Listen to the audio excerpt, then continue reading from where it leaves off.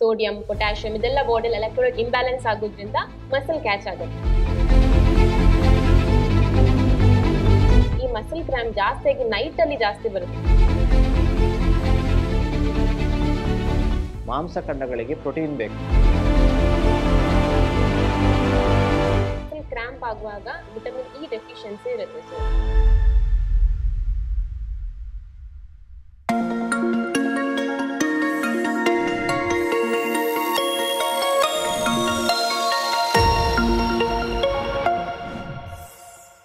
ಎಲ್ಲರಿಗೂ ನಮಸ್ಕಾರ. ನಾನು ಡಾಕ್ಟರ್ ವೆಂಕಟರಮಣ ಹೆಗಡೆ, ವೇದ ವೆಲ್ನೆಸ್ ಸೆಂಟರ್, ನಿಸರ್ಗ ಮನೆ ಶಿರಸಿ. ಇವತ್ತಿನ ಸಂಚಿಕೆಯಲ್ಲಿ ಆತ್ಮೀಯರೇ, ಮಸಲ್ ಕ್ರ್ಯಾಂಪ್ಸ್, ಕಾಫ್ ಮಸಲ್ಸ್, ಈ ಒಂದು ಮೀನಖಂಡ ಒಂದೇ ಸಲ ಹಿಡ್ಕೊಂಡು ಬಿಡತ್ತೆ. ನಡಿಬೇಕಾದ್ರೆ ಕ್ರ್ಯಾಂಪ್ ಆಗತ್ತೆ, ಒಂದೇ ಸಲ ಭುಜ ಹಿಡ್ಕೊಳ್ಳುತ್ತೆ.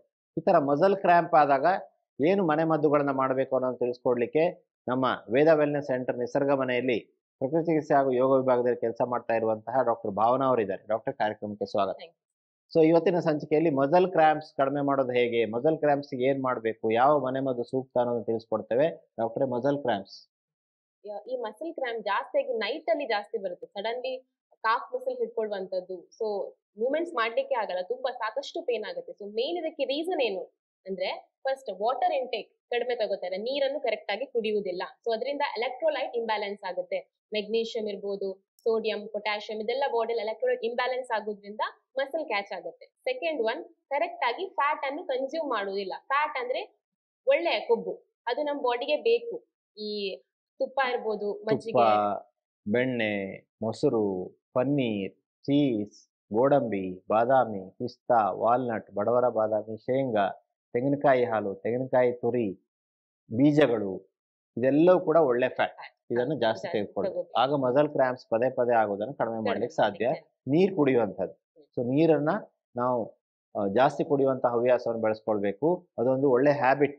ನೀರನ್ನು ಜಾಸ್ತಿ ಕುಡಿಯೋ ಹ್ಯಾಬಿಟ್ ಅನ್ನು ಡೆವಲಪ್ ಮಾಡ್ಕೋಬೇಕು. ಒಂದೇ ದಿವಸ ಆಗಲ್ಲ. ಒಂದು ದಿವಸ 1 ಲೀಟ್ರು, ನಾಳೆ 1.5 ಲೀಟ್ರು, ಸ್ಲೋಲಿ ಜಾಸ್ತಿ ಮಾಡ್ತಾ ಹೋಗಿ 3 ಲೀಟ್ರ್ವರೆಗೂ ನಾವು ನೀರನ್ನು ಕುಡಿಯುವಂಥ ಹವ್ಯಾಸವನ್ನು ಬೆಳೆಸ್ಕೊಳ್ಬೇಕು. ಇದೊಂದು ಒಳ್ಳೆ ಹವ್ಯಾಸ. ಈ ಕೆಟ್ಟ ಹವ್ಯಾಸ ಇರುತ್ತೆ. ದಿನ ಸಿಗರೇಟ್ ಸೇದ್ಲಿಕ್ಕೆ ಶುರು ಮಾಡಿದ್ರೆ ಸಿಗರೇಟ್ ಬಿಟ್ಟರೆ ಆಗೋದೇ ಇಲ್ಲ, ಅದು ಬ್ಯಾಡ್ ಹ್ಯಾಬಿಟ್. ಅದೇ ನೀರು ಕುಡಿಲಿಕ್ಕೆ ಶುರು ಮಾಡಿದ್ರೆ, ದಿನ ನೀರು ಕುಡಿತಾ ಬಂದರೆ ಆಮೇಲೆ ನೀರು ಕುಡಿದ್ರೆ ಅಷ್ಟೇ ನಿಮ್ಗೆ ಖುಷಿ ಆಗುತ್ತೆ. ಸೊ ಅದು ಒಳ್ಳೆ ಹ್ಯಾಬಿಟ್.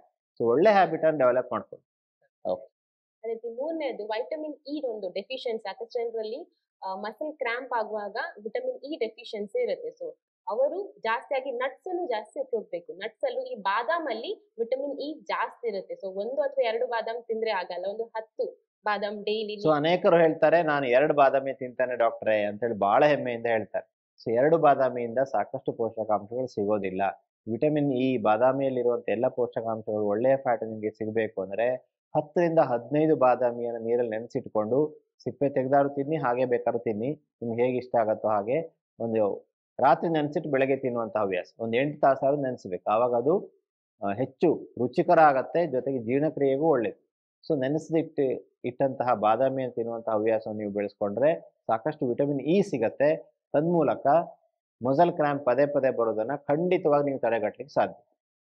ಅದೇ ರೀತಿ ಆಯಿಲ್ ಅಲ್ಲಿ ಕ್ಷೀರಬಲ ತೈಲ ಅಂತ ಬರುತ್ತೆ, ಆಯುರ್ವೇದಿಕ್ ಶಾಪ್ ಅಲ್ಲಿ ಸಿಗುತ್ತೆ. ಸೊ ಈ ಒಂದು ಕ್ಷೀರಬಲ ತೈಲವನ್ನು ಮಸಲ್ ಕ್ಯಾಚ್ ಆಗುವಂತ ಒಂದು ಪಾರ್ಟಿಗೆ ಅಪ್ಲೈ ಮಾಡಿ ಒಂದು 1 hour ಅಥವಾ ಒಂದು 2 hours ಇಟ್ಟಾದ್ಮೇಲೆ ಬಿಸಿ ನೀರಲ್ಲಿ ಸ್ನಾನ ಮಾಡುವಂತದ್ದು. ಸೊ ಇದು ಹೆಲ್ಪ್ ಆಗುತ್ತೆ. ಸೊ ಕ್ಷೀರಬಲ ತೈಲ ನಿಮಗೆ ಎಲ್ಲ ಬೇರೆ ಬೇರೆ ಕಂಪನಿಗಳವರು ಅದನ್ನ ಬಿಡುಗಡೆ ಮಾಡಿರ್ತಾರೆ.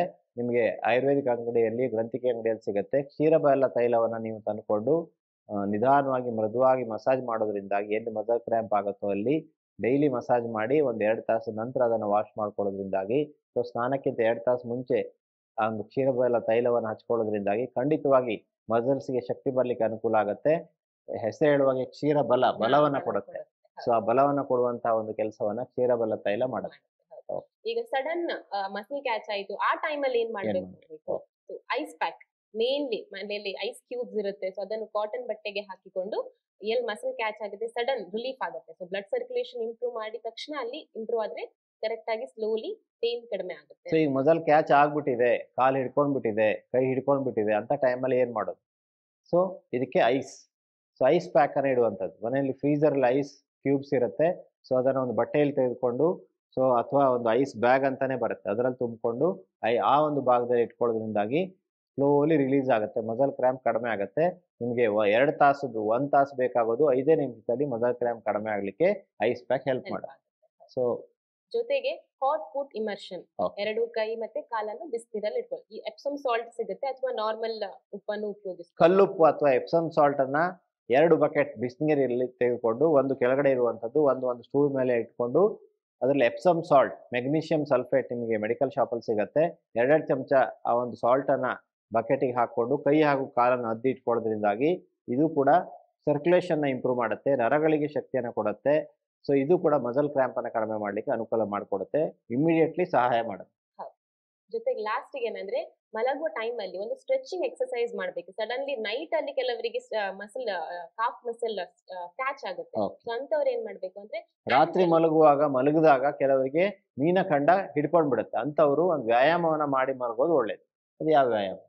ಆಂಕಲ್ ಸ್ಟ್ರೆಚ್ ಮಾಡುವಂತದ್ದು. ಕೂತ್ಕೊಂಡೆ ಅಥವಾ ಮಲ್ಕೊಂಡೆ ಜಸ್ಟ್ ಆಂಕಲ್ ಅನ್ ಮೇಲೆ ಮತ್ತೆ ಕೆಳಗಡೆ ಹಿಮ್ಮಡಿ ಗಂಟೆ ಇರುತ್ತಲ್ಲ, ಸೊ ಆ ಗಂಟನ್ನ ಹೀಗಿಟ್ಕೊಂಡು ನೀವು ಮೇಲೆ ಕೆಳಗೆ ಈ ತರ ಎಕ್ಸರ್ಸೈಸ್ ಅನ್ನು ಮಾಡುವಂಥದ್ದು. ಸೊ ಹೀಗೆ ಮಾಡೋದ್ರಿಂದಾಗಿ ನಿಮಗೆ ಮಲಗುವ ಪೂರ್ವದಲ್ಲಿ ಈ ತರ ಒಂದು 25 ಸಲ 30 ಸಲ ಮಾಡಿ ಮಲಗೋದ್ರಿಂದಾಗಿ ಮಸಲ್ ಕ್ರ್ಯಾಂಪ್ ಕಡಿಮೆ ಆಗುತ್ತೆ. ಇಲ್ಲಿದ್ರೆ ನೀವು ಮಲಗುವಕ್ಕಿಂತ ಮುಂಚೆ ಹಿಮ್ಮಡಿ ಮೇಲೆ ನಡೆಯುವಂಥದ್ದು ಹಾಗೂ ಮುಂಗಾಲುಗಳ ಮೇಲೆ ನಡೆಯುವಂಥದ್ದು, ಒಂದು 10 ಹೆಜ್ಜೆ 20 ಹೆಜ್ಜೆ ನಡೆಯೋದ್ರಿಂದಾಗಿ ನಿಮಗೆ ಆ ಮಸಲ್ಸಿಗೆ ಕರೆಕ್ಟಾದ ವ್ಯಾಯಾಮ ಸಿಕ್ಕಿ ಮಸಲ್ ರಿಲ್ಯಾಕ್ಸ್ ಆಗುತ್ತೆ, ಮಸಲ್ ಕ್ರ್ಯಾಂಪ್ ಆಗೋದನ್ನು ತಪ್ಪಿಸ್ಲಿಕ್ಕೆ ಸಾಧ್ಯ. ಹಾಗಾದ್ರೆ ಇವತ್ತಿನ ಸಂಚಿಕೆಯಲ್ಲಿ ಮಸಲ್ ಕ್ರ್ಯಾಂಪಿಗೆ ಕಾರಣ ಯಾವುದು, ಅದಕ್ಕೆ ಸರಳವಾದಂಥ ಪರಿಹಾರಗಳೇನು ಅನ್ನೋದನ್ನು ತಿಳ್ಕೊಂಡಿದ್ದೇವೆ. ಆಹಾರದಲ್ಲಿ ಬದಲಾವಣೆಯನ್ನು ಮಾಡೋದ್ರ ಮೂಲಕ ಪ್ರೋಟೀನ್ ಅನ್ನು ತೆಗೆದುಕೊಳ್ಳೋದು ಬಹಳ ಒಳ್ಳೆಯದು. ಅಲ್ಫಾ ನ್ಯಾಚುರಲ್ ಪ್ರೋಟೀನ್ ಅನ್ನು ನಾವು ರೆಡಿ ಮಾಡಿದ್ದೇವೆ, ವೇ ಪ್ರೋಟೀನ್. ಸೊ ನೀವು ಪ್ರೋಟೀನ್ ಶೇಕ್ ಅನ್ನ ಡೈಲಿ 1 ಗ್ಲಾಸ್ ಕುಡಿತಾ ಬಂದ್ರೆ ತುಂಬಾ ಅನುಕೂಲ ಆಗುತ್ತೆ. 2 ಚಮಚ ಪ್ರೋಟೀನ್ ಪೌಡರ್ ಒಂದು ಮಿಕ್ಸಿ ಜಾರನ್ನ ತೆಗೆದುಕೊಳ್ಬೇಕು. ಆ ಮಿಕ್ಸಿ ಜಾರಿಗೆ ಪ್ಯೂರ್ ವೇ ಪ್ರೋಟೀನ್, ನಿಮ್ಗೆ ಇವತ್ತು ಅನೇಕ ಕಂಪನಿಗಳ ಜಾಹೀರಾತನ್ನು ನೋಡಿ ನೀವು ಆ ಪ್ರೋಟೀನ್ ಈ ಪ್ರೋಟೀನ್ ಎಲ್ಲ ಆ ಶೇಕು ಈ ಶೇಕು ಕುಡಿತಾ ಇದ್ದೀರಾ, ಸೈಡ್ ಎಫೆಕ್ಟ್ ಅನ್ನ ಟಿವಿಯಲ್ಲಿ ನೋಡ್ತಾ ಇದ್ದೀರಾ. ಅನೇಕರಿಗೆ ಕಿಡ್ನಿ ಪ್ರಾಬ್ಲಮ್ ಆಗಿದೆ, ಅನೇಕರಿಗೆ ಸಡನ್ ಆಗಿ ಅನೇಕ ಸಮಸ್ಯೆಗಳನ್ನು ಉಂಟು ಮಾಡಿದೆ. ಆದರೆ ನಮ್ಮ ವೇ ಪ್ರೋಟೀನ್ ಹಾಗೆ ಮಾಡೋದಿಲ್ಲ. 2 ಸ್ಪೂನ್ ವೇ ಪ್ರೋಟೀನು, 1 ಸೇಬು ಹಣ್ಣು ಅದನ್ನು ಸಿಪ್ಪೆ ತೆಗೆದು ಕಟ್ ಮಾಡಿ ಹಾಕಿ, 5 ಬಾದಾಮಿ, 1 ಗ್ಲಾಸ್ ಹಾಲು, 1 ಗ್ಲಾಸ್ ನೀರು, ಇದೆಲ್ಲ ಹಾಕಿ ಮಿಕ್ಸಿಯಲ್ಲಿ ತಿರುಗಿಸಿ ನೀವು ಬೆಳಗ್ಗೆ ಬ್ರೇಕ್ಫಾಸ್ಟ್ಗಿಂತ ಪೂರ್ವದಲ್ಲಿ ಅಥವಾ ಬ್ರೇಕ್ಫಾಸ್ಟ್ ಬದಲಿಗೆ ಅಥವಾ ರಾತ್ರಿ ಊಟಕ್ಕಿಂತ ಪೂರ್ವದಲ್ಲಿ ತೆಗೆದುಕೊಳ್ಳೋದ್ರಿಂದಾಗಿ ನೀವು ಊಟವನ್ನು ಕಡಿಮೆ ಮಾಡ್ತೀರಾ, ಸಾಕಷ್ಟು ಪ್ರೋಟೀನು ಸಿಗುತ್ತೆ, ಜೊತೆಗೆ ಈ ಮಸಲ್ ಕ್ರ್ಯಾಂಪ್ ಆಗೋದನ್ನು ತಡೆಗಟ್ಟಲಿಕ್ಕೆ ಸಾಧ್ಯ ಆಗುತ್ತೆ. ಮಾಂಸಖಂಡಗಳಿಗೆ ಪ್ರೋಟೀನ್ ಬೇಕು, ಸೊ ಆ ಪ್ರೋಟೀನ್ ನಮಗೆ ಸಿಗುತ್ತೆ. ಸಸ್ಯಾಹಾರಿಗಳಲ್ಲಿ ಪ್ರೋಟೀನ್ ಕೊರತೆ ಇದೆ, ಸೊ ಪ್ರೋಟೀನ್ ನಮಗೆ ಸಿಗಲಿಕ್ಕೆ ಈ ಒಂದು ಪ್ರೋಟೀನ್ ಶೇಕಿಂದ ಸಾಧ್ಯ. ಸೊ ಇದಕ್ಕೆ ನೀವು ಅಲ್ಫಾ ನ್ಯಾಚುರಲ್ ವೇ ಪ್ರೋಟೀನ್ ಖಂಡಿತ ನಿಮಗೆ ಲಭ್ಯ ಇದೆ, ಅದನ್ನು ತರಿಸ್ಕೊಳ್ಬೋದು ಅನ್ನುವಂಥ ಮಾತನ್ನು ಹೇಳ್ತಾ, ಡಾಕ್ಟ್ರೇ ಇವತ್ತು ಮಸಲ್ ಕ್ರ್ಯಾಂಪ್ ಅನ್ನು ಕಡಿಮೆ ಮಾಡಲಿಕ್ಕೆ ಅತ್ಯಂತ ಪರಿಣಾಮಕಾರಿ ಮನೆಯಲ್ಲೇ ಮಾಡುವಂತಹ ಸರಳ ಉಪಾಯಗಳನ್ನು ತಿಳಿಸ್ಕೊಟ್ಟಿದ್ದೀರಾ. ಈ ವಿಡಿಯೋನ ಬೇರೆಯವರಿಗೆ ಶೇರ್ ಮಾಡ್ಕೊಳ್ಳಿ. ಪ್ರಕೃತಿಯ ನಡುವೆ, ನಿಸರ್ಗದ ನಡುವೆ, ಶಿರಸಿಯಿಂದ ಕೇವಲ 5 ಕಿಲೋಮೀಟರ್ ದೂರದಲ್ಲಿ ನಿಸರ್ಗ ಮನೆ. ಸೊ ನಿಸರ್ಗ ಮನೆ ಅಂತಲೇ ನೀವು ಸರ್ಚ್ ಮಾಡಬೇಕು, ಇಲ್ಲಿರೋ ಕನ್ಫ್ಯೂಸ್ ಆಗುತ್ತೆ. ನಿಸರ್ಗ ಮನೆ ಅನ್ನುವಂತಹ ಒಂದು ಆಸ್ಪತ್ರೆ, ಅದು ವೇದ ವೆಲ್ನೆಸ್ ಸೆಂಟರ್ ಅಂತ ಆಸ್ಪತ್ರೆ ಹೆಸರು. ನಿಸರ್ಗ ಮನೆ ಆವಾರ, ಯಾಕೆಂದ್ರೆ ನಿಸರ್ಗದಲ್ಲೇ ಇದೆ.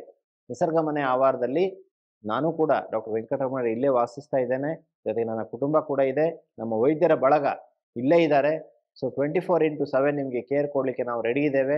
ನೇಚರಲ್ಲಿ, ಪ್ರಕೃತಿಯ ನಡುವೆ, ಪಕ್ಷಿಗಳ ಕಲರವದ ನಡುವೆ ನೀರು ಹರಿತಾ ಇದೆ. ಸೊ ಆ ನೀರಿನ ಸೌಂಡಿನ ನಡುವೆ ನೀವು ಪ್ರಕೃತಿಯನ್ನು ಎಂಜಾಯ್ ಮಾಡ್ತಾ ಖಂಡಿತವಾಗಿ ಪ್ರಕೃತಿ ಚಿಕಿತ್ಸೆಯನ್ನು, ಯೋಗ ಚಿಕಿತ್ಸೆಯನ್ನು, ಆಯುರ್ವೇದ ಚಿಕಿತ್ಸೆಯನ್ನು, ಫಿಸಿಯೋಥೆರಪಿ ಚಿಕಿತ್ಸೆಯನ್ನು, ಫಂಕ್ಷನಲ್ ಮೆಡಿಸಿನ್ ಚಿಕಿತ್ಸೆಯನ್ನು ಪಡೀಲಿಕ್ಕೆ ಸಾಧ್ಯ. ಸೊ ಬನ್ನಿ ಚಿಕಿತ್ಸೆಯನ್ನು ಪಡೆಯಿರಿ ತೊಂದರೆ ಇದ್ದರು ಅನ್ನುವಂಥ ಮಾತನ್ನು ಹೇಳ್ತಾ ಡಾಕ್ಟರ್ಗೂ ಧನ್ಯವಾದಗಳು, ತಮಗೂ ವಂದನೆಗಳು. ಅನುಕ್ಷಣದ ಸುದ್ದಿಗಳಿಗಾಗಿ ವಿಸ್ತಾರ ನ್ಯೂಸ್ ಯೂಟ್ಯೂಬ್ ಚಾನೆಲ್ ಸಬ್ಸ್ಕ್ರೈಬ್ ಮಾಡಿ. ಹೊಸ ಸುದ್ದಿಗಳ ನೋಟಿಫಿಕೇಶನ್ಗಾಗಿ ಬೆಲ್ ಐಕಾನ್ ಕ್ಲಿಕ್ ಮಾಡಿ. ಲೇಟೆಸ್ಟ್ ಅಪ್ಡೇಟ್ಸ್ಗಾಗಿ www.vistaranews.com ವೆಬ್ಸೈಟ್ಗೆ ವಿಸಿಟ್ ಮಾಡಿ. ಅಂಗೈಯಲ್ಲೇ ಜಗತ್ತಿನ ಸುದ್ದಿ ತಿಳಿಯಲು ವಿಸ್ತಾರ ನ್ಯೂಸ್ ಕನ್ನಡ ಆಪ್ ಡೌನ್ಲೋಡ್ ಮಾಡಿ.